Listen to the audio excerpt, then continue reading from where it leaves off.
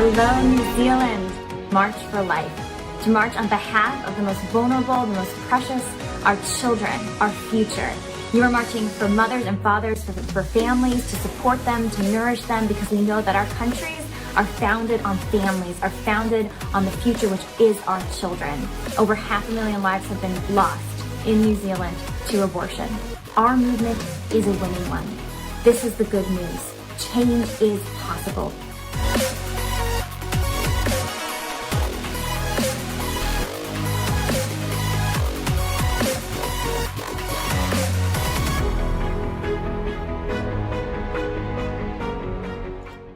Hello, New Zealand. It is Monday morning, start of a new week. Hope you had a great weekend. This is your morning wake-up call at 7:30. Welcome to Daybreak.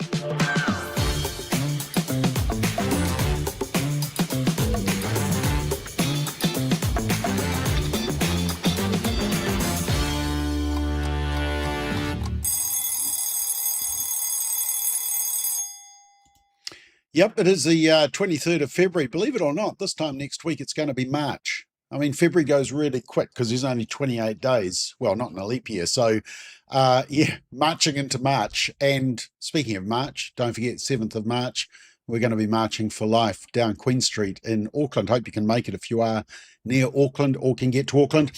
All right, let's just quickly check out the newspapers. Funny thing was that on Friday, I was slightly distracted by all the stuff we were covering.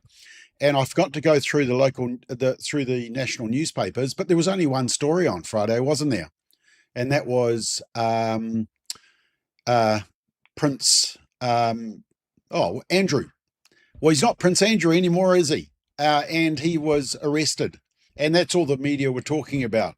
And I got to the end of the Daybreak, and I thought, I probably should have told people about that, but I'm sure you heard about it and saw the images as well. Anyway, latest, just the New Zealand Herald, they're reporting a strong 7.1 magnitude earthquake off the Malaysian coastline.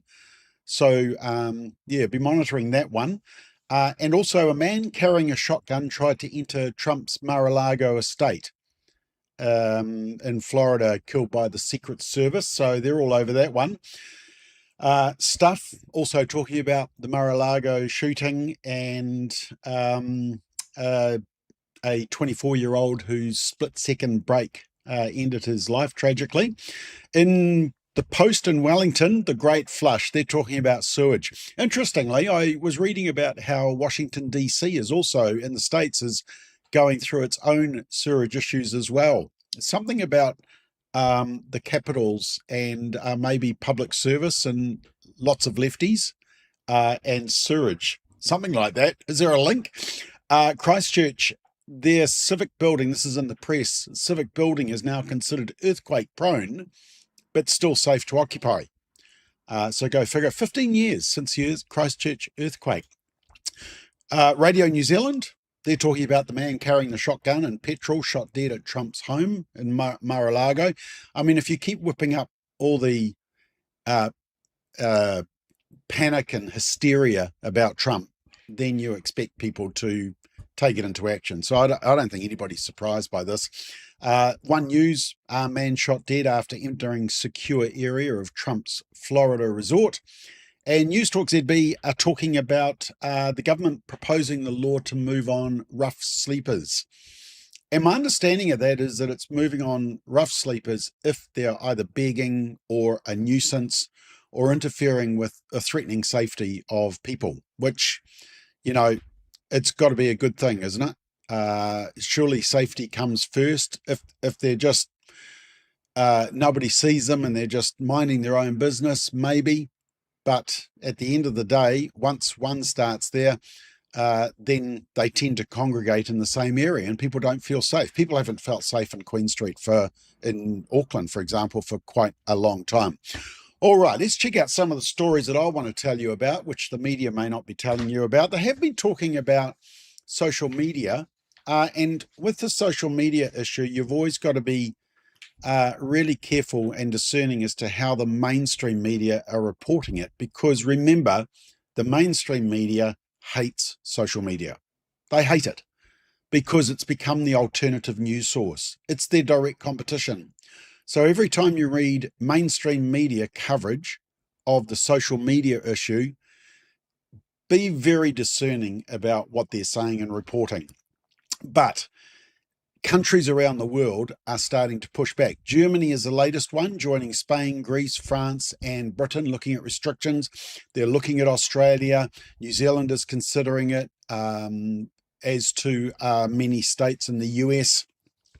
And of course, the founder of Facebook, which is now Meta, Mark Zuckerberg, is in this court case in California.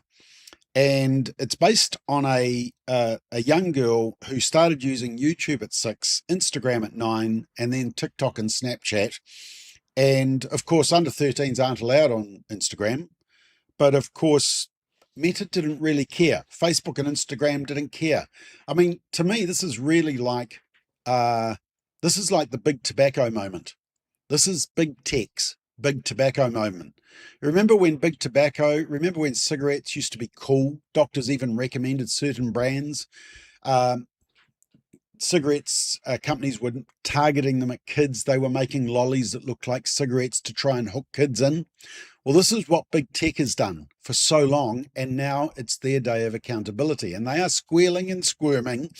And so Mark Zuckerberg turns up to this trial, and he admits basically that they weren't doing enough to ensure age verification of people. In fact, the material was you had under 13-year-olds signing contracts or implying that they agreed with contracts which were buried deep in the social media when a young child signed up for it. And of course, it's very difficult for parents to monitor it constantly. In fact, in 2015, 4 million users, 30% of 10 to 12-year-olds in the US were on Instagram, even though they were underage. 30%. So basically, Meta were doing absolutely no vetting. I also read a fascinating article in the Christchurch Press, and it was written by Kun Huang, who is a lecturer in marketing and consumption at the University of Leicester. And he just did a really good analysis of why kids become so addicted to social media, and maybe adults as well. For example, he said, removing stopping cues, in other words, infinite scrolling, autoplay and push notifications means a continuous flow of content, which means that stopping a viewing session is more difficult. You know how you just keep scrolling and you don't stop because there's no finish line. It just keeps going. That's the same with adults, but for kids, very addictive and hooking in. Variable rewards. They talk about it's like a slot machine, and algorithms do things like rewards such as likes and personalized videos. And of course, that creates a compulsive cycle of seeking and anticipation. And the other thing is notifications, time-limited story posts. So that means that young people feel like they're going to miss out if they're not checking their social media constantly. So, yeah, big tech are finally being called to account. I think it's great. I think it's great that finally we've realized just how insidious social media is, how it's exploited kids, how it's exposed children to material that we just wouldn't want our children exposed to. But big tech have been working against parents and have been trying to hook kids early on. Just think, big tobacco. And so big tech is having its big tobacco moment, and watch this space. What's the solution? Is it App Store accountability? Is it banning social media? Well, it depends what the trade-offs are, isn't it? And whether it does more harm than good. But certainly a lot of countries are thinking, hey, we've got to protect our kids. But of course, we don't want government oversight. We actually just want to hold big tech to account and make them liable, because that's when they'll start squealing. That's why they've been rushing around the world trying to argue that they're taking responsibility. Well, they should have taken responsibility a long time ago. Now, over the weekend, we had the Pride Walk, whatever it's called, and the Labour Party turned up in their numbers, which is not surprising, really. I mean, they're right into,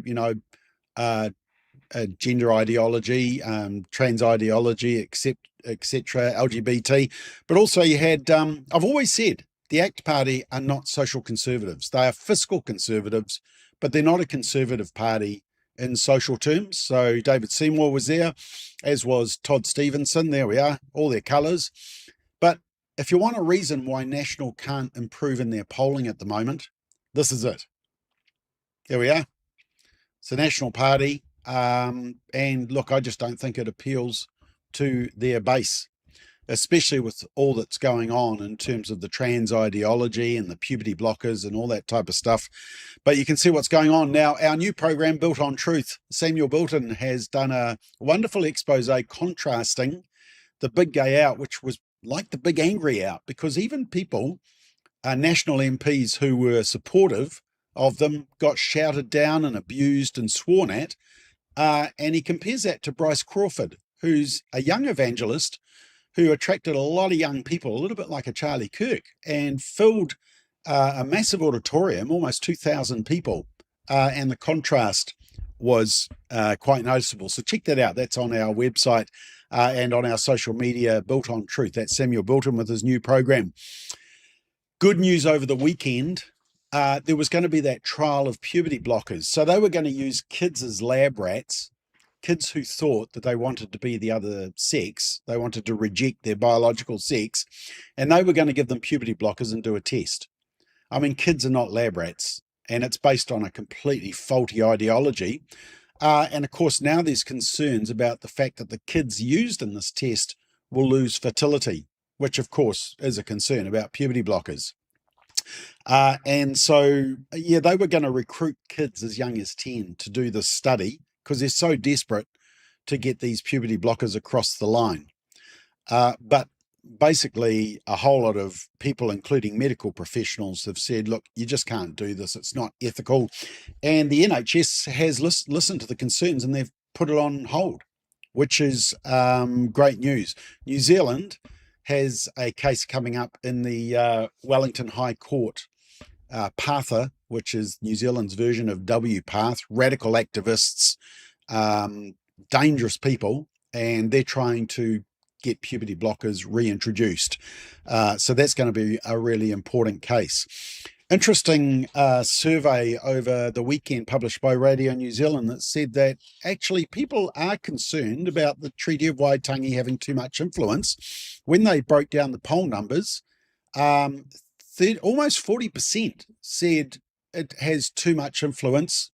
34% said about right, and too little, 16%. Now, of course, this is interesting because we just had the Treaty's Principles Bill, and you would think that the whole country, including the whole media, were against it and clarifying how much influence the treaty should have. And in fact, the country is, well, you can see it's split as well. But I think the reason that you've got this reaction is because there has been pushback because of this co-governance, three waters.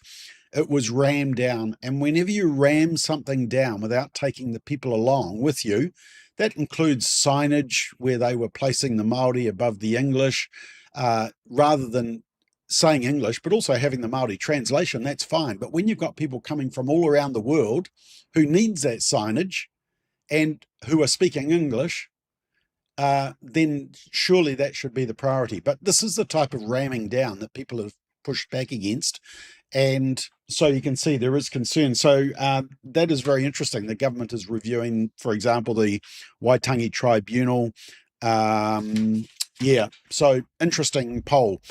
Right, what else? Well, this is a study that won't surprise you at all, but it is a major one that was just released. What is it? It was a study of 460,000 teenagers. It was done by Kaiser Permanente Health System in Northern California, and the teens were followed until they were 25 years old. And basically, they looked at the psychiatric conditions, and they found that teens who reported using cannabis in the past year were at a higher risk of being diagnosed with several mental health conditions a few years later compared to those who didn't use cannabis. They had the risk of developing two serious mental illnesses: bipolar and psychotic disorders. Wow. So once again, we dodged a bullet by not legalizing cannabis, and nobody is probably surprised by that. interesting article in the New Zealand Herald on Saturday. And it's this, well, I mean, it's a lovely story, but it's concerning. Nearly 10 years ago, Taupo parents Casey and Jamie Johnson were told their daughter had a few weeks to a couple of months to live. After surviving a cancerous brain tumour, Casey now hopes her 12-year-old daughter can learn how to walk. 10 years.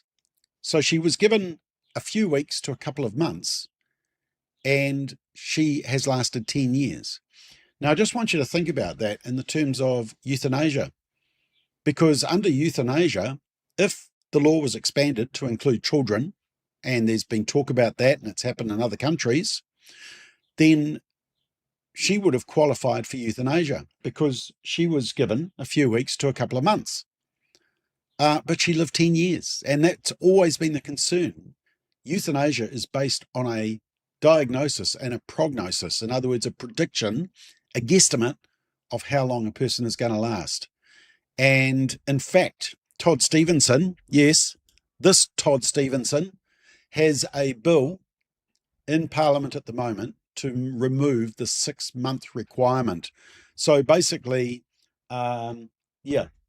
little Elise could have qualified for euthanasia, and yet she's still going 10 years later. It shows you just how dangerous euthanasia can be when it's seen as an option.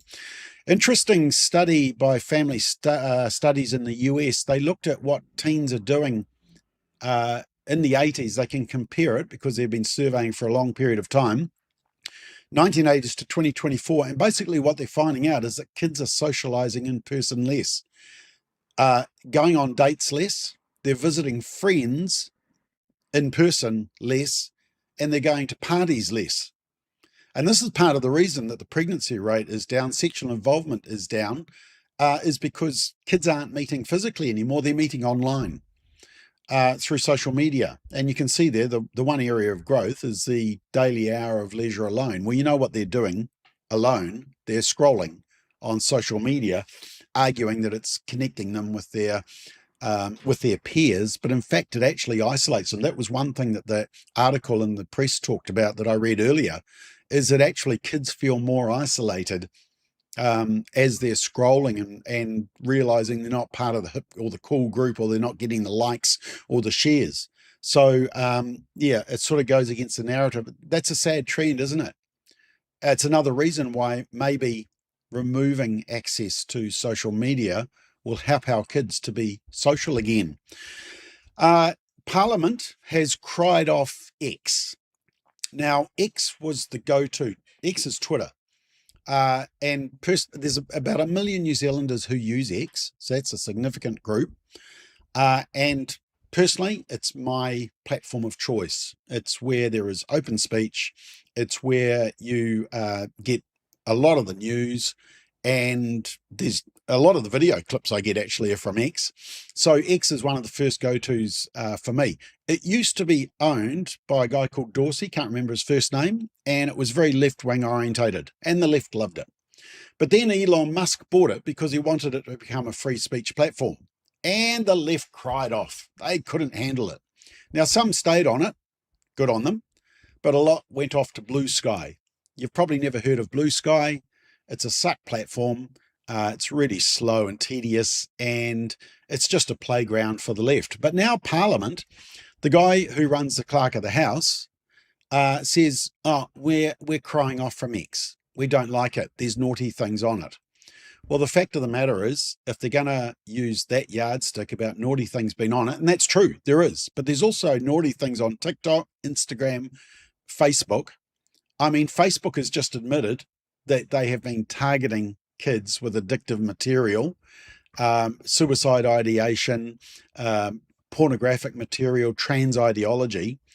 So if Parliament is going to get off X, they better get off all social media, but they won't. They just get off X, and all the left-wing parties, Greens, Labour, some of the individual MPs are still on X, but the media have cried off X as well. But the fact of the matter is, New Zealanders, all the New Zealanders who are on X deserve to know what Parliament's doing. Anyway, somebody has set up a X at New Zealand Parliament, and they've committed themselves to posting everything that Parliament posts on other platforms. And they've got quite a few followers already, but that just shows you the ideology and kind of the public service.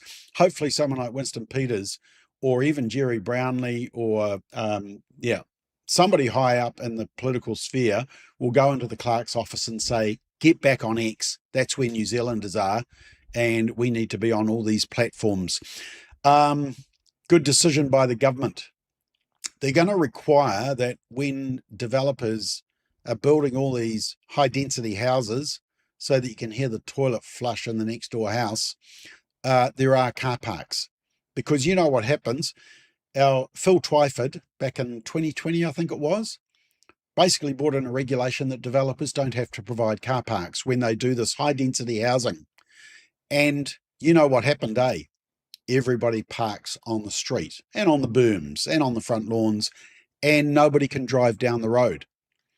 And it's been an absolute shambles. And so we've gone for this rack 'em and stack 'em and pack 'em rather than spreading out. And so the government's bringing back the car parks. Good job. Good decision. Oh, this mountain, the voice of a mountain, has expressed concern over RMA reforms. Yes, apparently the mountain got on a microphone and expressed concerns. Pity there just wasn't a voice for the unborn to express concerns about, ending their life, abortion, killing them.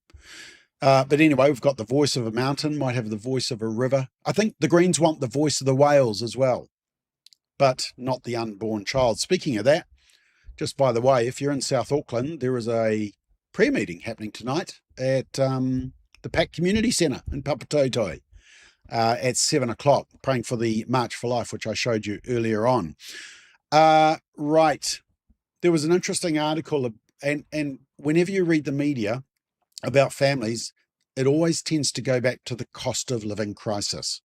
Note, whenever you read media stories about families, cost of living crisis. Even the Salvation Army report that came out a couple of weeks ago that showed family violence and child abuse was on the rise, cost of living crisis. Okay, every time. And so here's the latest one by, Anne-Marie Quill. Now, she's the one who wrote those specious articles about Bethlehem College and got in a bit of trouble from the New Zealand Media Council, I think. Anyway, the article talks about the fact we can't afford to have another child, and it's the cost of living crisis. The problem is that a researcher, Lindsay Mitchell, who's written a number of reports for us and who actually dives deep into the figures, says actually the narrative isn't quite right. And she sent me a graph. And it shows the children. So you've got down the left, 1 child, 2 child, 3 child, 4+. And you'll see that it's currently 45% out the right, but it's been 41, 41.6, 43.5, 43. It's maintained about the same level. There hasn't been a cost of living crisis since 2001, has there? So they're trying to link an issue with the cost of living crisis, because that's the narrative that the media are pushing at the moment. They think they can undermine the government by pushing cost of living crisis. You'll see in these figures that 2 children, it's basically been 36% consistent. Having 3 children has dropped a bit from 15.8 to 12.8, and 4 or more has dropped a bit as well. But this narrative that only having 1 child is on a massive increase, we can't afford to have another child, that narrative doesn't quite fit, does it? Now, speaking of narratives, Christian nationalism, CNN is on to Christian nationalism. They've got a big documentary coming out, and this was the promo. I believe the civil government should be guided and dictated by biblical law, right? Yes. Pamela Brown explores the rise of Christian nationalism. We've never seen it happen as fast as what's happening in the United States right now. And its growing political influence. I think that Christian nationalism is going to reshape democracy. In this one nation under God, is liberty for all? We know the way that they treat women. We know how bad it is. Oh my gosh, I can barely breathe. Anyway, CNN are going to do that. I might force myself to watch it and report back to you on that. Christian nationalism, whatever that is. Right. Speaking of that, I've been meaning to talk about this one. You know, we've got the free trade deal with China, but for some reason we never seem to call them out for what's happening in terms of Christian persecution. This is Pastor Ezra Jin, and he was one of 27 leaders of Zion Church who were arrested by Chinese authorities last year. 18 of them, this is last year, 18 of them are still in Chinese prisons. And the daughter doesn't know how he is. They don't know what condition he's in. And of course, Trump is meeting with Chinese leader Xi Jinping in April. And so they're calling on Trump to call for the release of these people. Jin founded Zion Church, one of China's largest networks, in 2007. He'd served in China's state-run church previously, but began to see the state-sanctioned institution as a church in captivity and not a church that is glorifying to God. He went to Fuller Seminary in California, returned, and in 2018 they shut down his church based in Beijing, but the congregation continued to meet and has experienced significant growth. Surprise, surprise. But yeah, interesting to see what is happening in China, which, you know, trade deals, we tend to turn a blind eye as to labor abuse and also persecution of Christians in those countries. Restore Britain, I was talking about that last week. What's my time? Always so much information to tell you. Restore Britain. So this is a new party on the centre right for the UK, basically because the Conservatives, which are a bit like the National Party in New Zealand and the Liberal Party in Australia, have lost their backbone on a lot of these social issues. And so Restore Britain has been set up. It's probably further conservative than Nigel Farage's Reform UK, but they made this statement about transgenderism and said, Restore Britain will not pretend that a man wearing a dress is a woman. We're just not going to do that. We'll not deny biological reality. We won't indulge in this madness. Men will be banned from women's sports categorically and absolutely. Women's private spaces will be protected unequivocally. If a man enters a woman's toilet, that will be treated as the invasive act it is. Biological men will not be placed in women's prisons. This filth will be kept away from children. Any teacher or medical profession pushing the idea that a child is born in the wrong body will be sacked and they will be prosecuted. We will not tolerate it. Any doctor found to have given vulnerable children mutilating surgery or puberty-blocking poison will be struck off and put in prison. That vile flag will be banned from public sector buildings, especially schools. Restore Britain will protect women. Restore Britain will protect children. And their membership is going through the roof. Whether they get the percentage to get the seats in Parliament is another thing, but we will certainly watch that one with space. Now, what else have I got? A couple of other things. Oh, I did see this very funny clip of not that one, of a guy playing the piano to Kamala Harris going on about falling out of a coconut tree. Do you remember Kamala Harris talking about falling out of a coconut tree leading up to the election? Well, this guy's a very clever piano player, and he's basically done like a Disney, and he's put music to what she's saying. So let me just play it. This is the amusing thing for this morning. You think you just fell out of a coconut tree?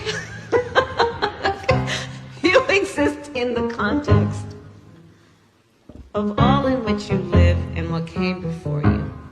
It's very clever, but the more you watch it, the funnier it gets. You think you just fell out of a coconut tree? You exist in the context of all in which you live and what came before you. So you think you just fell out of a coconut tree? You exist in the context. That is very clever, and it's very funny. The other funny thing, you know how, like at Albert Park, the trans groups who were violent assaulted Posey Parker, threatening, remember the F off signs at the big gay out, which became the big angry out? Well, according to Barack Obama, no, it's not the radical left that are the problem. It's actually the conservatives. I never knew that. Have a listen to what he said in a recent interview, if you can bear it. The other side does the mean, angry, demagoguery, exclusive, us, them, they, them, divisive politics. That's their home court. Yeah. Our court is coming together. Our court is, look, a great example. Wasn't political. Bad Bunny's halftime show. I knew you were going to say that. Yeah. Well, Bad Bunny. It resonated. It was smart because it wasn't preaching. It was showing. It was demonstrating and displaying. This is what a community is. Yeah, whatever. The only time they come together is when they want to wreck towns like Black Lives Matter or, Philadelphia protecting illegal immigrants who have committed crimes from being thrown out of the country. That's the only time they come together. But anyway, when you think about Obama, maybe his first term was kind of a legacy, drawing people together. His second term was not. It was probably one of the most divisive presidencies. Special interest groups, minority groups. Yeah, it was a bad time. But of course, the media have this beautiful, picturesque view of Obama, don't they? Tonight, got a doozy of a panel tonight. I don't know if I'm going to get a word in. Peter Williams, Ashley Church, Elliot Ikele, and Christine Rankin. And we're going to be discussing all the current issues at the moment, including can we solve child abuse and how do we solve it? The Children's Commissioner job is up for grabs. I've been trying to persuade Christine Rankin to apply for it. But anyway, we will talk about that because our child abuse is a cancer on our country. We saw that in the latest Salvation Army report.